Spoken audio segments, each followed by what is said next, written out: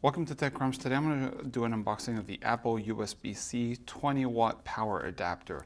This is an adapter you will need because they don't longer ship it with the iPhones or with many other devices. So even with the Magsafe charger, they don't ship it. So you have to buy this too. So here it's interesting because they show you a diagram of what you need to do, but only in dark gray is the one you have in the box. So it's only the power brick. So we have to basically lift that little arrow on the side on the back of it, peel the strip, and then we can pull the top open and pull the inside content out of it. So let's see if we can open this.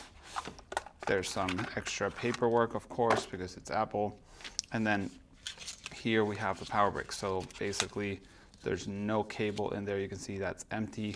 All we get is a lonely power brick. And there's a little plastic. So let's peel that. There we go. And this is the 20-watt Apple USB-C power brick that you will need for every single iPhone sold today, and also the Magsafe charger. So yeah, that's TechCrumbs. Let me know if you want to see anything else related to this. Hopefully you found out this before you bought the iPhone and you can charge it at home. Thanks for watching. See you in the next one. Bye.